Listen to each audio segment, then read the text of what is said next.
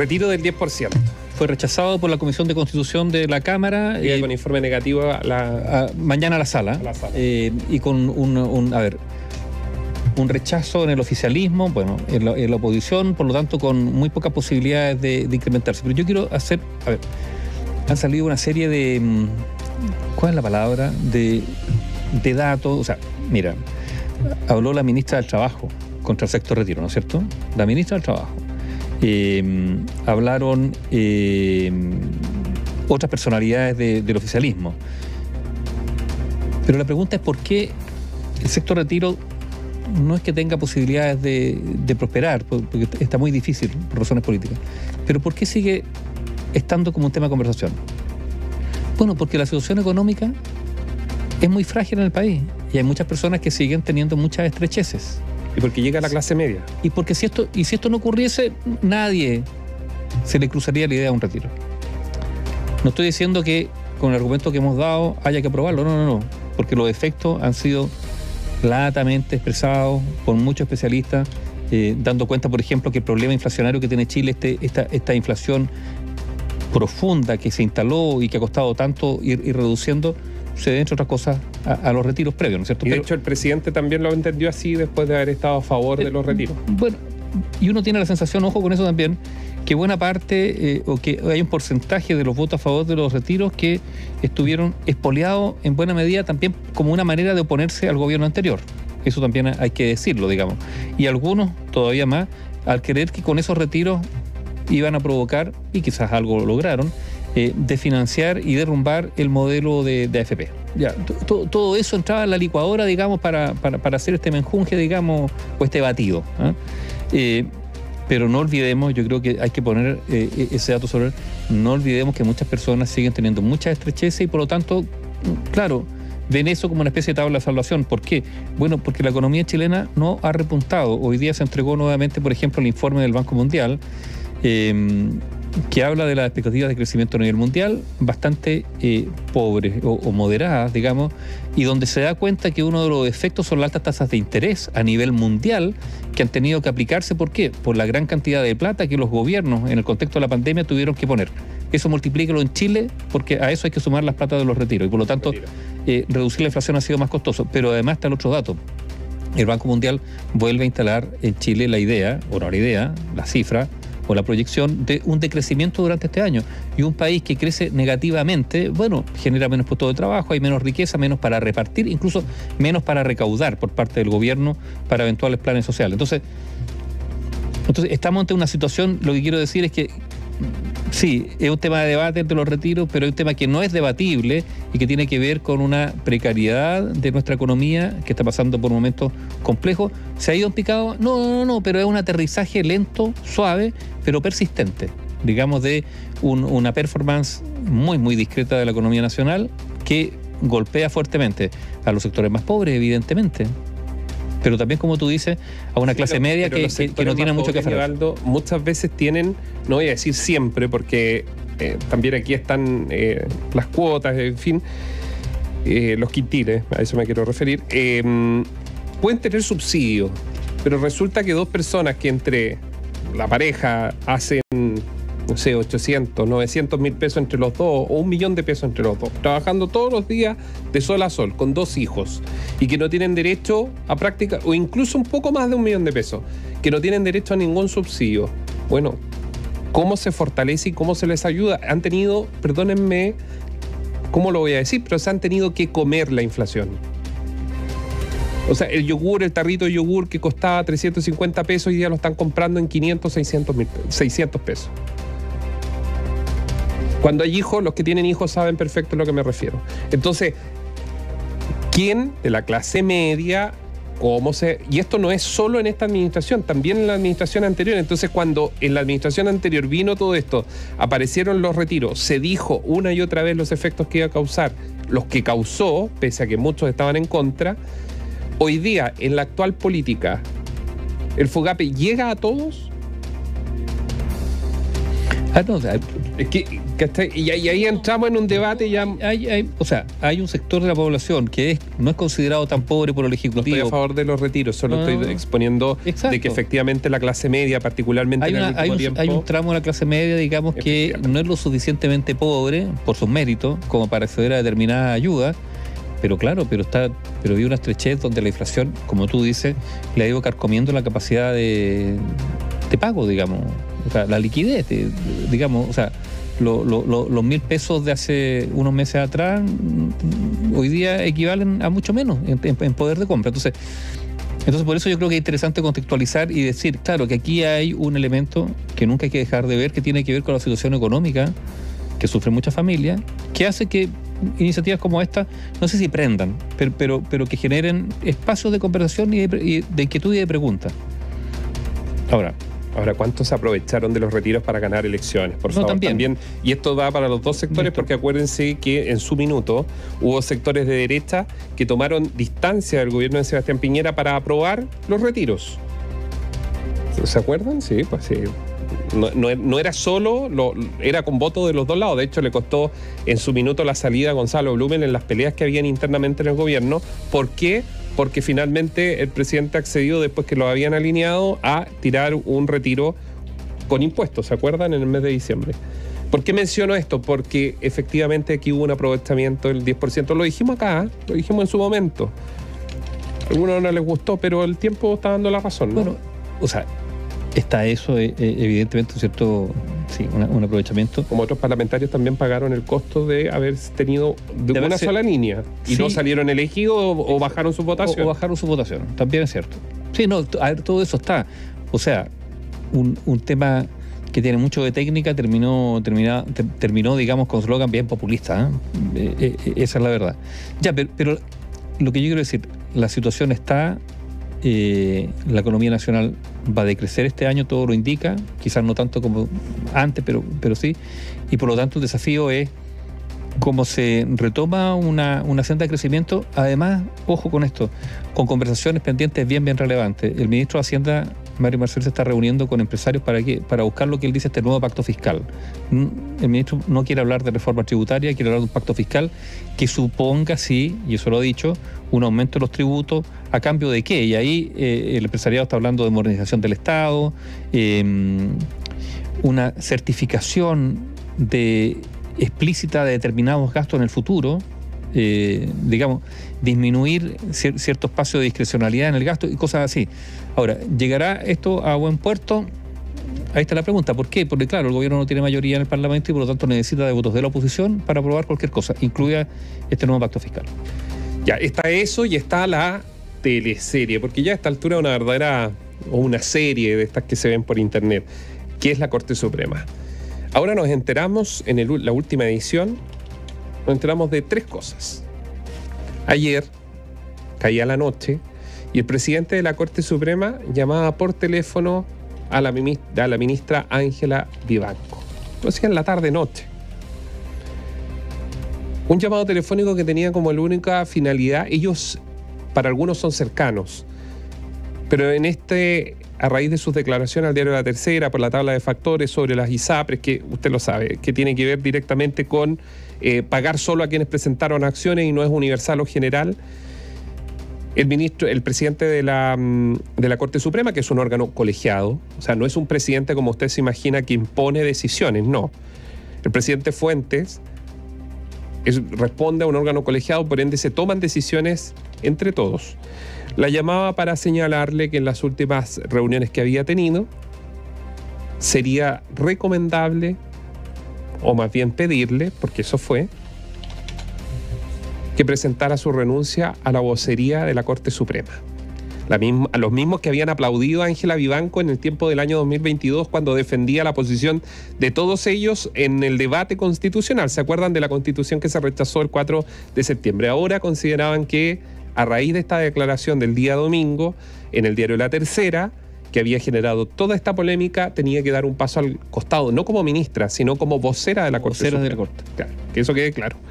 Ella le dice, bueno, inicié mi día libre porque yo voy a decir una cosa, la ministra Ángela Vivanco efectivamente es una académica y lo está dejando en claro, porque en el día más difícil probablemente de todo su periodo que va a estar en la Corte Suprema, ella prefirió la academia y cumplir con sus compromisos académicos y no con sus compromisos de la Corte Suprema. Dicho eso, ella le dijo, el miércoles hablamos.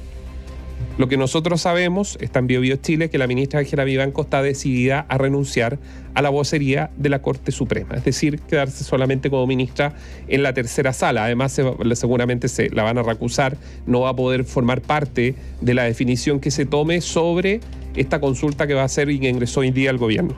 Pero quiero decir otra cosa.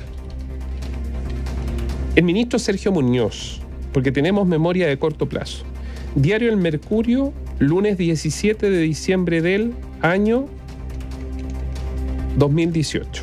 Hay otras declaraciones más viejas, nos vamos a quedar en el 2018. El ministro Sergio Muñoz, sobre una crítica al fallo de la sala que él preside, que es de la Corte Suprema, que es la tercera sala constitucional, y que ordenó al Estado, en ese entonces, entre los gobiernos de Michelle Bachelet y Sebastián Piñera, financiar medicamentos de alto costo. ¿Qué dijo el ministro Muñoz? Textual. Está el titular, sino que deroguen la garantía al derecho a la vida y pongan que lo más importante son las finanzas públicas, esto para justificar un fallo que en ese momento ya estaba siendo muy polémico, fue muy polémico. De hecho, tengo acá, encontré cartas al director en la época, columnas que se hicieron cuestionando la decisión o la determinación desde el punto de vista general de Sergio Muñoz. Sobre esto guardó silencio la Corte Suprema. ¿Qué es lo que quiero decir? Que efectivamente hay ministros que pueden decir lo que dijo la ministra Ángela Vivanco. No estoy defendiendo a Ángela Vivanco porque ya marqué una posición respecto a que ella es más académica que ministra. Lo que estoy diciendo es que hay ministros de la Corte Suprema que pueden decir, hacer, comentar en público, no a través de los fallos, y se guarda silencio. Pero hay otros ministros que son considerados por muchos menos progresistas o más progresistas, vendiendo la mirada, que no se les perdona. Ahora, hay declaraciones también en su minuto del ministro Brito. Con una salvedad, que la ministra de Banco es vocera de la Corte Suprema y por lo tanto cuando habla a nombre de todo y por lo tanto supone... No, pero lo hizo en calidad de presidenta de la tercera sala constitucional. Pero entonces... De hecho lo deja claro, por eso sabemos que está en calidad de subrogante. Ya, pero... No, a ver, yo tengo... Es evidente que hay algunos ministros que tienen, entre comillas, mayor espacio para opinar.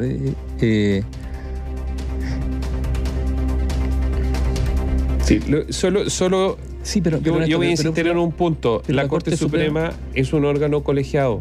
Es un órgano colegiado. Donde se toman decisiones en conjunto y no son particulares. Entonces, cuando... distinto y son personajes con una larga historia. Entonces... Quiero explicar este punto, mira. Es distinto, ¿no, Nivaldo, que Ángela Vivanco dé esas declaraciones en condición de que ella participó en la tercera sala en un 5-0, lo voy a repetir, sobre el tema de la tabla de factores. No, porque no fue un 3-2, no fue un 4-1, no, fue 5-0. O sea que hubo un criterio unánime de los ministros que conforman la tercera sala constitucional para marcar ese punto. Ahora, algo pasa en esa sala que dirige o que preside Sergio Muñoz hace tantos años, porque me contaban durante la tarde que al menos en los próximos meses van a salir de esa sala, porque aparentemente así lo quieren, la ministra Rabanales, también debería salir Jean-Pierre Matus, que se iría a la segunda sala penal, Rabanales iría a la cuarta, es decir, van a haber cambios en esa sala. Bueno, a ver, digámoslo, esa sala muchas veces es vista como un poder dentro de la Corte Suprema. No como una sala más, sino como un poder propio, por el peso de sus integrantes, particularmente el ministro Muñoz, porque tienen una forma de ver. Porque hay un intento de construcción de doctrina jurídica también a través de los fallos, hay que decirlo, y de la explicación de los fallos. O sea, eso lo sabe el mundo. Ahora, yo doy unos pasos atrás y miro a la Corte Suprema en su conjunto y ¿qué es lo que uno ve? Bueno, una serie de ministros con trayectorias largas y distintas y con muchas historias. Está lleno de historias, de fallos para atrás. Por lo tanto, yo creo que si uno... Lleno de familiares en la Corte, en el Poder Judicial también, partiendo entonces a eso voy. Entonces, por el ministro Muñoz y otros. Entonces yo creo que se saben mucho, entre ellos se saben muchas cuitas, como se dice. Las relaciones entre la fiscal judicial, entre un ministro de la Suprema, entre... Bueno, Néstor, la verdad que da lata y lo otro, y los operadores jurídicos que siguen existiendo, o sea, lobistas profesionales. Sí, claro, los lobistas de fin de semana también, porque hay lobistas profesionales y están los lobistas de fin de semana, que son los que juntan a los supremos, y no me digan que no los supremos, que juntan a los supremos con los senadores, con los parlamentarios, sobre todo en la época de designaciones de fiscales nacionales, de cualquiera de los cargos, en verdad. Porque para qué vamos a decir los notarios, y para qué vamos a decir los conservadores, y para qué vamos a seguir con el tema. Entonces, por eso...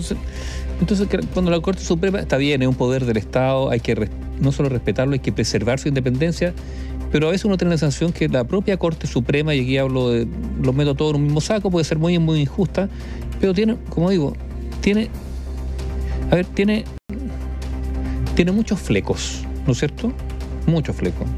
Algunos es que son seres humanos, sí, son seres humanos. Pero hay seres humanos y seres humanos también. Entonces, yo creo que hay mucho conflicto de interés. Por esto. Porque, está bien, hay una degradación de las instituciones, todo se ha relajado, y cosas que antes no, y cosas que antes la mayoría, porque siempre ha habido excepciones, ¿no es cierto? Está bien. Pero cosas que antes la mayoría de los ministros no se permitía, hoy día se lo permiten. Cierto tipo de reuniones, cierto tipo de vida los ministros social. Eran solitarios en la Corte Suprema. Era un tipo de vida social. Entonces, una especie como de interacciones que generan, a mi juicio, ¿puedo equivocarme?, que generan conflictos. O sea, esto de que antes los jueces hablaban por sus fallos, sí, bueno, se perdió, pues hoy día les gusta dar entrevistas y qué sé yo, pero... Hace rato que vienen en la misma... Oye, pero también hay un trasfondo, que hay, yo creo que una pugna de doctrina al interior de la judicatura chilena. O sea, hay ministros que creen que por encima de la ley está la justicia, y por lo tanto, si ellos creen que una ley no es suficientemente certera para aplicar justicia... ¿Quién fiscaliza la Corte Suprema? Y ahí hay un problema, porque ¿Quién lo fiscaliza? Se atribuyen unos espacios, digamos, de interpretación que son subjetivos, que pueden estar incluso orientados por una posición ideológica o política, y nadie puede apelar a ellos, digamos, ante eso. Yo creo que hay varias medidas que son importantísimas. Para que usted sepa, nadie controla a la Corte Suprema, ni siquiera la Contraloría. Partiendo por los autos que utilizan, deberían usar el sello estatal. ¿Te acuerdas que por lo menos cuando yo era chico, se usaba un logo redondo? Algunos municipios lo han puesto. Deberían usarlo, por lo menos para saber si pasaron o no al supermercado, o qué están haciendo con los autos fiscales. Pero la Corte Suprema son unas especies de dioses, y cualquier juez de garantía, juez oral que nos está escuchando a lo largo y ancho del país lo sabe, lo que ocurre al interior del Poder Judicial, y probablemente más de algún juez en este minuto, algún ministro va a estar muy molesto, porque van a decir que así es como se enloda, se cuestiona el trabajo de ellos como entidad, y que se deslegitima frente a la opinión pública. A ver, pero los actos son los que legitiman. Exacto. Y esa es la noticia. Nosotros contamos hechos, contamos historia. Y hoy día ir al centro de justicia es una vergüenza. Es una vergüenza que las audiencias estén los imputados ahí presentes, y que del sistema de justicia no haya nadie. Es una vergüenza. No así los tribunales que corresponden a la Corte de Apelaciones de Santiago, pero la de San Miguel, junto con la Corte Suprema y a nivel nacional, es una vergüenza. Ya paramos con este tema del COVID, hoy día hubo 20 casos, pero ellos siguen en teletrabajo. Remoto, claro. Muy cómodo. Muy cómodos, pues. Mientras que el resto tiene que levantarse a las 6 de la mañana para subirse a un bus todo apretado, todo resfriado, y nadie dice nada. Y son los primeros. Entonces, mire cómo hemos ido, venimos hasta en esto. Consiguieron ser vacunados primero, además. A ver, las cosas no se olvidan. Sí, no, sí, a ver, es que ese es el problema de los poderes. Los poderes siempre hay que tenerlos cortitos. Porque desde el ejercicio del poder, el paso al abuso del poder está ahí. Es un paso, claro. Es un paso cortito. Y las grandes corrupciones es cuando finalmente se llega a esa cúpula. O menores cúpula. Corrupciones porque van aumentando. A ver si... Bueno, entonces... Que es el paso a paso, para llegar a una gran corrupción cuando está el bloque entero. Claro, porque al comienzo no se entiende como corrupción, sino que se entiende como hábitos como cosas habituales, ¿no es cierto?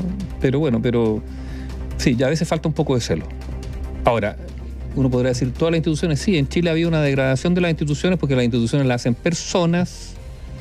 Se pueden equivocar, pero no sé si... Y hoy día hay una mayor falta, yo creo, de rigor evidente en muchos ámbitos que golpea a las instituciones. ¿Por qué? Porque esas personas son menos rigurosas, son más laxas en sus prácticas y más permeables. Y uno podría decir incluso más corrompibles. Análisis sin compromisos. Opinión independiente.